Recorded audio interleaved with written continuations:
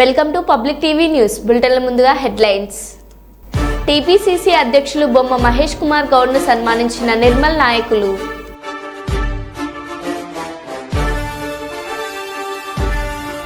అలరిస్తున్న ఆంజనేయ స్వామి వినాయక స్వామి విగ్రహం.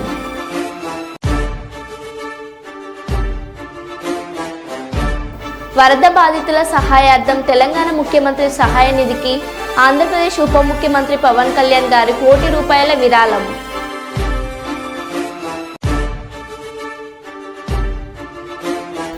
Visakha central jail దగ్గర rowdy sheeter హల్చల్.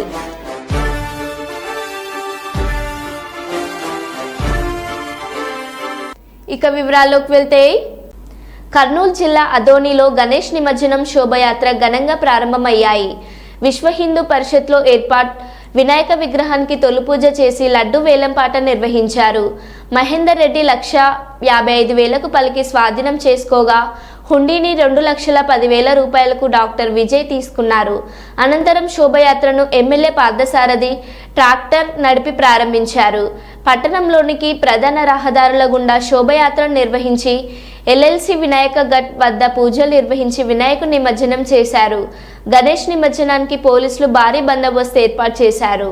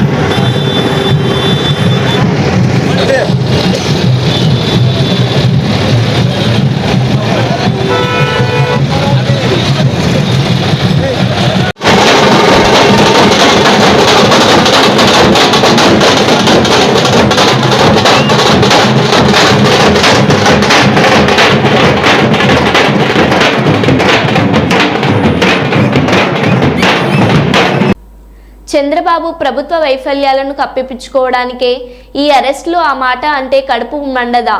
అయినా నేను కక్ష సాధింపులకు పోలేదు. ఆ ఘటనలో పాల్గొన్న వారందరికీ 41A నోటీసులు ఇచ్చి కోర్టులో ప్రవేశపెట్టామన్నారు. చంద్రబాబు నాయుడు గారి గవర్నమెంట్ అన్ని రకాలుగా ఫెయిల్ అయి మొట్టమొదటిసారిగా 60 మందికి పైగా చనిపోయిన పరిస్థితుల మధ్య విజయవాడ అంతా అతలాకుతలం అవుతా ఉంటే టాపిక్ డైవర్ట్ చేసేందుకు ఒక దళిత ఎంపీని 4వ తారీఖు రాత్రిని అరెస్ట్ చేస్తారు. విజయవాడ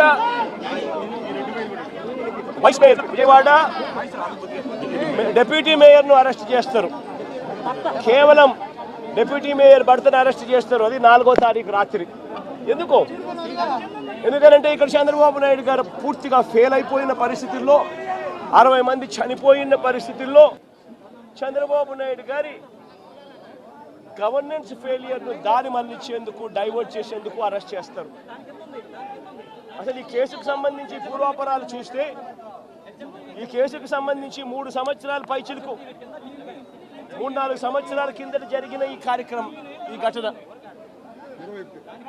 2021 అంటే దాదాపుగా 4-5 సంవత్సరాల కిందట జరిగిన ఘటన. దాదాపుగా 4 సంవత్సరాల కిందట జరిగిన ఘటనలో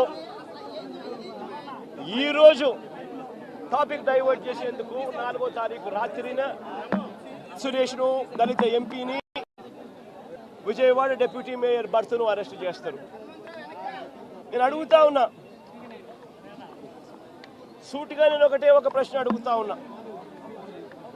ఆ రోజు ఏం జరిగింది? తెలుగుదేశం పార్టీకి సంబంధించిన అఫీషియల్ స్పోక్స్ పర్సన్ పట్టాభి అనే వ్యక్తి ఆ రోజు సిట్టింగ్ ముఖ్యమంత్రిగా ఉన్న అప్పట్లో సిట్టింగ్ ముఖ్యమంత్రిగా ఉన్న వ్యక్తిని బోసుడీకే అని తిట్టాడు. బోసుడీకే అంటే ఏమిటో తెలుసా? తెలుగుదేశం పార్టీ కార్యాలయంలో తెలుగుదేశం పార్టీ అధికార ప్రతినిధి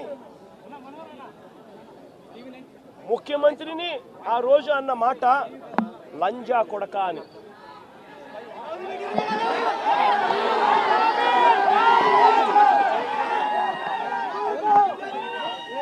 నిజంగా ఆ మాదిరిగా ఒక వ్యక్తి తిడితే రాష్ట్ర వ్యాప్తంగా ఆ ముఖ్యమంత్రిని ప్రేమించే వాళ్ళు, వైఎస్ఆర్ కాంగ్రెస్ పార్టీని అభిమానించే వాళ్ళు, రాష్ట్ర వ్యాప్తంగా ఉన్న వాళ్ళందరికీ కూడా కడుపు మండదా? ఎవరైనా చెబితేనే వాళ్ళు వచ్చి చేస్తారా? కడుపు మండిన వాళ్ళు ఈ అన్యాయాన్ని చూడాలనుకునే వాళ్ళు, చూడకూడదు అని అనుకునే వాళ్ళు కొంతమంది తెలుగుదేశం పార్టీ ఆఫీస్ దగ్గరికి వెళ్ళి అటువైపు నుండి తెలుగుదేశం పార్టీ వాళ్ళు తప్పు చేసిందే కాక ధర్నా చేయడానికి వచ్చిన వాళ్ళ మీద దాడి చేయడానికి కూడా ప్రయత్నం చేశారు. ఆ దాడి జరిగిన పరిస్థితుల్లో, ఆ తోపులాటలో, ఆ తొక్కిసలాటలో తెలుగుదేశం పార్టీ ఆఫీసు మీద కొద్దో గొప్ప రాళ్ళు పడిండొచ్చు. నేను అడుగుతా ఉన్నా, ఆ జరిగిన ఘటనను ముఖ్యమంత్రిగా నన్ను అన్నా కూడా నేను చంద్రబాబు నాయుడు గారి మీద కక్ష సాధింపు చర్యతో వ్యవహరించాల. రాళ్ళు పడినాయి అని చెప్పి ఎప్పుడైతే తెలిసిందో వెంటనే అటువంటి ఆ ఘటనకు పోయిన వాళ్ళందరినీ కూడా ఎవరెవరు పోయారు అని చెప్పి ఆధారాలు చూసి, అక్కడ ఉన్న సీసీ కెమెరాలో, అక్కడున్న ఒక్కొక్క సెల్ ఫోన్ లొకేషన్స్, ఇవన్నీ ఆధారాల మేరకు చూసుకొని ఎవరెవరైతే పోయారో వాళ్ళందరినీ కూడా 41A ఇచ్చి వాళ్ళందరినీ కూడా అరెస్ట్ చూపించి కోర్టులో ప్రొడ్యూస్ చేయడం కూడా జరిగింది. ఎందుకనంటే 7 ఏళ్ల లోపు ఉన్న కేసు ఇది. శిక్షా కాల పరిమితి 7 ఏళ్ల లోపు ఉన్న శిక్షా కాల పరిమితి ఉన్న కేసు ఇది. కాబట్టి దీంట్లో అరెస్ట్ చేయడం అన్నది it does not serve the purpose. కాబట్టి 41A ఇచ్చి కోర్టుకు హాజరుపరచడం కూడా జరిగింది. మన ఇంత నిబద్ధతతో ఆ రోజు మేము అడుగులు వేసాం. ఇంత నిబద్ధతతో ఆ రోజు నిబద్ధతతో అడుగులు వేసి వాళ్ళందరినీ కూడా హాజరుపరిచి 41A కింద వాళ్ళందరికీ కూడా నోటీసులు ఇచ్చి వాళ్ళందరినీ కూడా కోర్టు ప్రొడ్యూస్ చేశారు. నేను అడుగుతా ఉన్నా, ఈరోజు సురేష్ కానీ లేకపోతే వీళ్ళు అరెస్ట్ చేసిన డిప్యూటీ మేయర్ హస్బెండ్ కానీ వీళ్ళల్లో ఏ ఒక్కరైనా కూడా ఆ రోజు కనీసం లొకేషన్లో ఉన్నారా? వీళ్ళ సెల్ ఫోన్లు ఎక్కడున్నాయో ట్యాగ్ చేస్తే తెలియదా? తెలుగుదేశం పార్టీ ఆఫీసులో సీసీ కెమెరాలు ఉండవా? ఆ సీసీ కెమెరాల ఫుటేజ్ చూస్తే తెలియదా? మరి అలాంటప్పుడు వీళ్ళెవరూ లేనప్పుడు 4 ఏళ్ల తర్వాత జరిగిన ఘటనలో మీరు ఇష్టం వచ్చినట్టుగా ఇప్పుడు మళ్ళీ దాన్ని తవ్వి దాంట్లో ఫాల్స్ విట్నెస్లని జోడు చేసి దాంట్లో ఉన్న వాళ్ళందరినీ భయపడిచి ప్రలోభాలు పెట్టి వాళ్ళతో లేనిపోని పేర్లన్నీ రాయిచ్చేసి మీ ఇష్టం వచ్చినట్టుగా నువ్వు అరెస్టులు చేయడం మొదలు పెడతా ఉన్నావు. రాష్ట్ర వ్యాప్తంగా కూడా ఇదే జరుగుతూ ఉంది. ఈ ఒక్క కేసే కాదు, ఇదే మాదిరిగానే రాష్ట్ర వ్యాప్తంగా కూడా జరుగుతూ ఉన్నాయి. పోలీసులు ఏ స్థాయికి దిగజారిపోతా ఉన్నారు అనంటే, అటువంటి పాత కేసులలో కావాలని వీళ్ళే తప్పుడు సాక్ష్యాలు క్రియేట్ చేస్తూ ఉన్నారు. విట్నెస్లను వీళ్ళే బెదిరించి, వీళ్ళే ప్రలోభపెట్టి, వీళ్ళే తప్పుడు పేర్లు ఇరికిచ్చి, వీళ్ళే కేసుల్లోకి తీసుకొచ్చే కార్యక్రమం చేస్తూ ఉన్నారు. ఆందోళన నియోజకవర్గం టేక్మాల్ మండల కేంద్రంలోని చాకలి చిట్యాల ఐలమ్మ 39వ వర్ధంతి ఘనంగా నిర్వహించడం జరిగింది. ఈ కార్యక్రమంలో రజాకా సంఘ మండల అధ్యక్షులు మరియు తదితరులు పాల్గొన్నారు. భూమి కోసం భుక్తి కోసం సాయుధ పోరాటంలో తెలంగాణ వీర వనిత చాకలి చిట్యాల ఐలమ్మ ప్రజల కోసం ప్రాణత్యాగాలను అర్పించింది. దొరపెత్తందారులను తరం కొట్టిన ఐలమ్మ ఆమె స్ఫూర్తి. ఈరోజు తెలంగాణ వీర వనితగా పేరుగాంచిన పోరాట యోధురాలు చాకలి చిట్యాల ఐలమ్మ అని కొనియాడారు.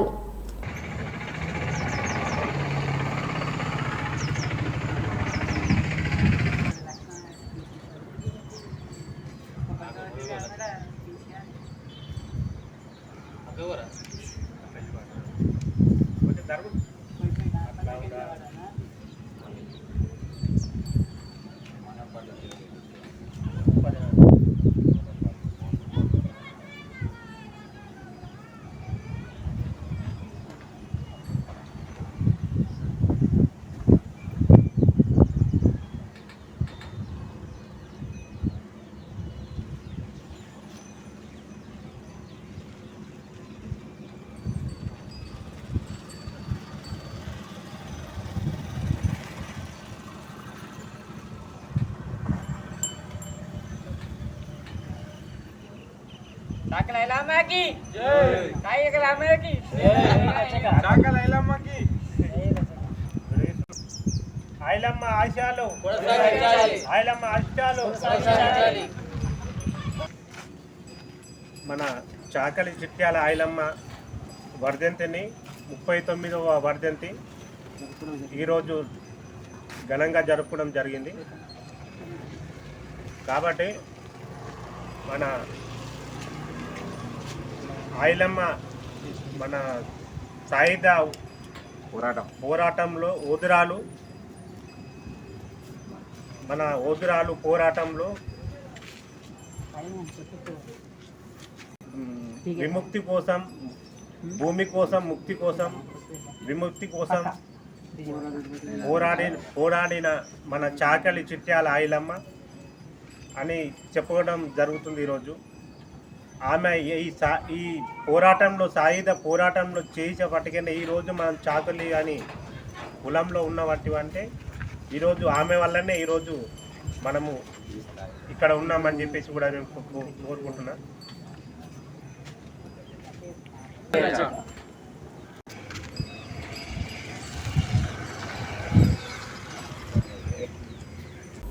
కాకినాడ జిల్లా జగ్గంపేట నియోజకవర్గం కీర్లంపూడి మండలం భూపాలపట్నం గ్రామంలోకి ఏలేరు వరద నీరు అధిక శాతంలో ప్రవహించడంతో రాత్రి పగలు అని తేడా లేకుండా తన గ్రామం అంతా తన కుటుంబమే అని భావించి తన సేవ దృక్పథాన్ని చాటుకుంటున్న భూపాలపట్నం గ్రామ సర్పంచ్ వీరంరెడ్డి కాష్బాబు ఎడతెరిపి లేకుండా కురుస్తున్న వర్షాలకు ఏలేశ్వరం ప్రాజెక్టు పూర్తి స్థాయిలో నిండడంతో నేడు గ్రామాల్లోకి చొచ్చుకు వచ్చిన నీరు ఆ గ్రామం ప్రజలకు నేనున్నానంటూ చేయూతనిచ్చి రాత్రి పగలు వారికి ఆహారాన్ని వాటర్ని సప్లై చేస్తూ వారి యోగక్షేమాలు అడిగి తెలుసుకుంటూ నిరంతరం ప్రజల్లోనే జీవిస్తున్న వీరంరెడ్డి కాష్బాబు.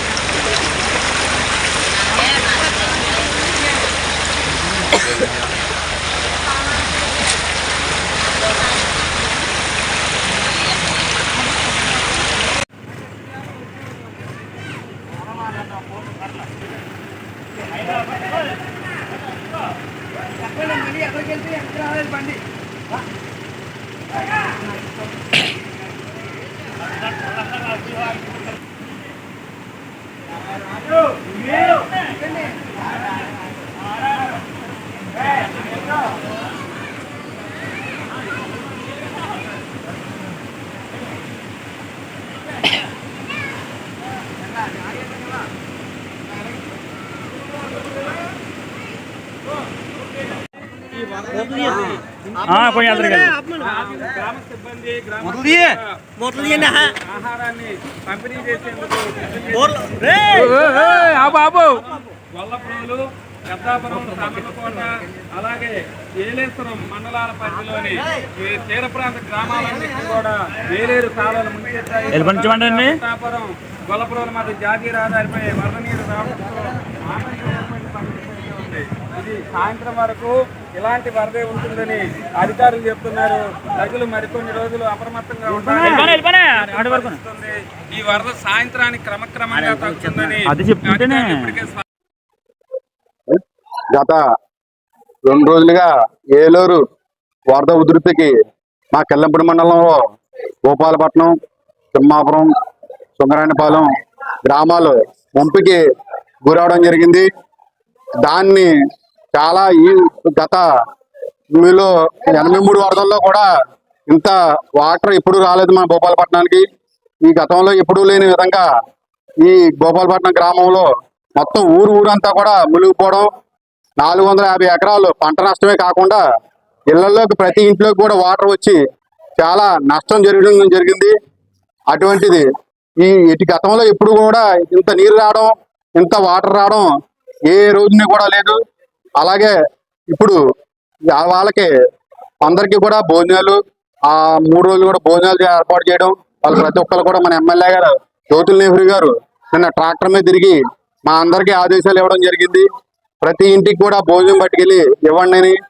అలాగే ఇళ్లలో ఉన్న వాళ్ళు కూడా చాలా వరకు బతిమాలం బయటికి రమ్మనమని రిహాబిలిటేషన్ సెంటర్ పెట్టి అక్కడ గద్దనాభిలో పెట్టినాం రమ్మనమని. కానీ అక్కడ కూడా రాలేని పరిస్థితిలో ఇంట్లోనే ఉండిపోయారు. వాళ్ళందరూ కూడా ఇంటింటికి ట్రాక్టర్ మీద భోజనాలు తీసుకెళ్లి మన ప్రతి ఒక్కరికి ఇవ్వడం జరుగుతుంది. కాబట్టి ప్రతి ఒక్కరు ఇటువంటి దాన్ని వరదని నివారించడానికి ప్రభుత్వం కూడా గత ప్రభుత్వం నిర్లక్ష్యం కారణం. ఎంచేదంటే గత ప్రభుత్వంలో మన ఏలేరు ఆధునీకరణ అన్నది పూర్తి చేయలేదు. దాని ఎఫెక్ట్ మన రాంకృష్ణాపురం నుంచి సుంగరాయనపాలెం వరకు కూడా ఏలేరు ఆధునీకరణ గట్టి వేసి ఉంటే ఈ వాటర్ మాకు ఫ్లడ్ రాకపోయాను.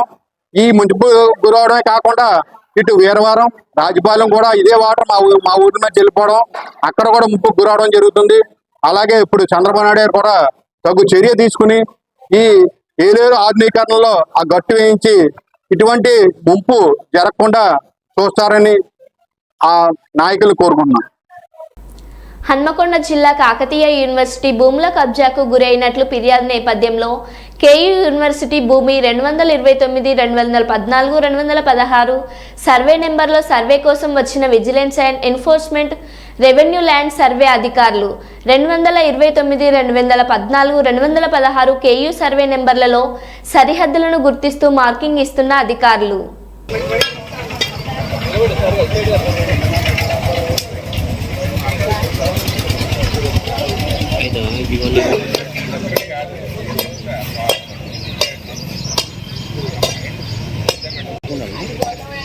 అంతే ఏమంటాను సార్?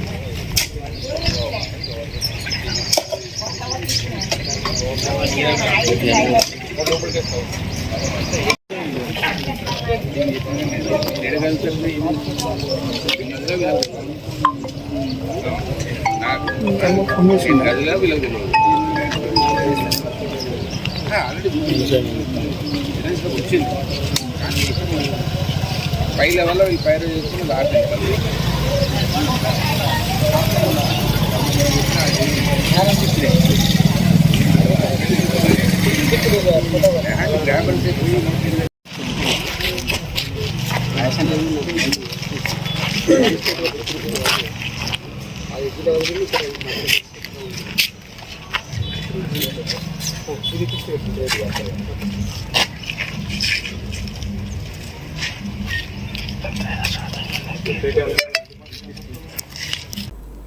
కాకినాడ జిల్లా పిఠాపురం నియోజకవర్గం పంట పొలాలు నీట మునిగాయి. ఏలేశ్వరం రిజర్వాయర్ నుంచి వరద నీరు అధికంగా రావడం వల్ల ఏలేరు గండీలు కొట్టడం జరిగింది. ఇంకా కాకినాడ నుండి కత్తిపూడి వెళ్లే హైవే రోడ్డు నీట మునిగింది. అందు కారణంగా వాహనాలు రాకపోకలు నిలిచిపోయాయి. నీరు ఎక్కువగా వస్తదేమో అని భయపడుతున్నారు.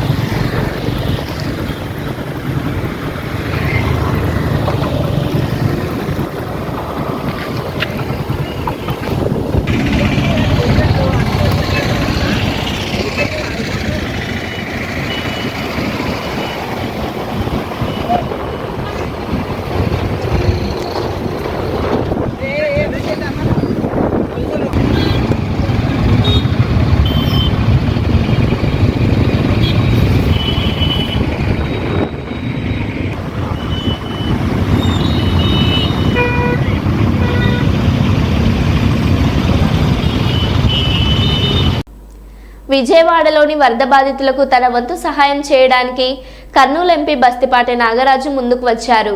విజయవాడ కలెక్టరేట్లో సీఎం చంద్రబాబును స్వయంగా కలిసిన ఆయన వరద బాధితుల సహాయార్థం 10 లక్షల చెక్కును అందజేశారు. ఈ సందర్భంగా వరద బాధితులకు అండగా నిలిచిన ఎంపీ బస్తిపాటి నాగరాజును సీఎం అభినందించారు. వరద బాధితులను ఆదుకోవడానికి ప్రతి ఒక్కరూ ముందుకు వచ్చి తోచిన సహాయాన్ని అందించాలని ఎంపీ నాగరాజు కోరారు.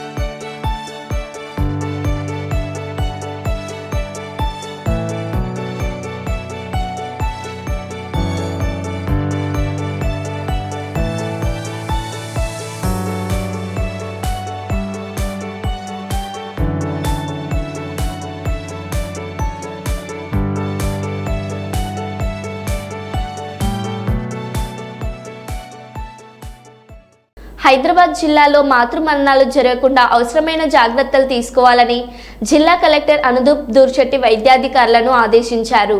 మంగళవారం కలెక్టరేట్ సమావేశ మందిరంలో 2023-2024 సంవత్సరంలో సంభవించిన మాతృమరణాలపై వైద్యాధికారులు కమిటీ సభ్యులు మాతృల కుటుంబం సభ్యులతో ఏర్పాటు చేసిన సమావేశంలో పాల్గొని మాతృమరణాలపై సమీక్షించారు.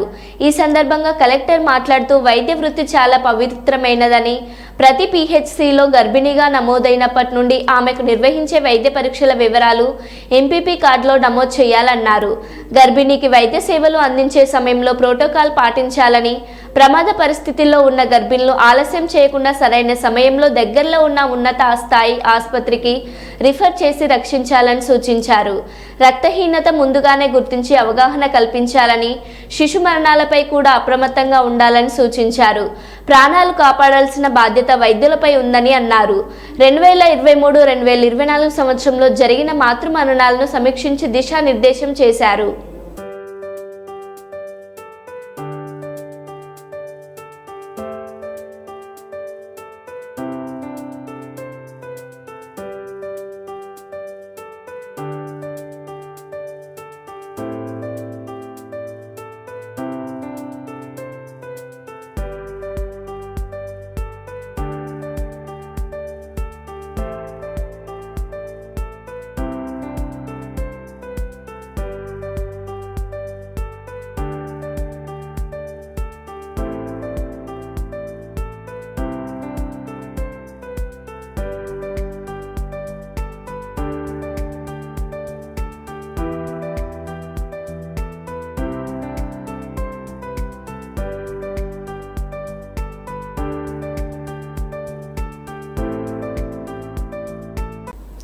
కృష్ణా జిల్లా గుడివాడ నందివాడ మండలం బుడమేరులో త్రుటిలో తప్పిన పెను ప్రమాదం. బుడమేరు ప్రవాహంలో చిక్కుకుపోయిన బోటు, పుట్టగుంట నుండి ఒడ్డుకు దాటుతుండగా అదుపు తప్పిన బోటు, వంతెన రేలింగ్లో ఇరుక్కున్న బోటు అడుగు భాగం, తక్షణమే స్పందించి బుడమేరులో దూకి బోటును ఒడ్డుకు తెచ్చిన గత ఈతగాళ్లు. ఎఫ్డీఆర్ఎఫ్ బృందం సురక్షితంగా ఒడ్డుకు చేరిన బోటులోని అధికారులు, టీడీపీ నేతలు, మీడియా, ప్రజాప్రతినిధులు.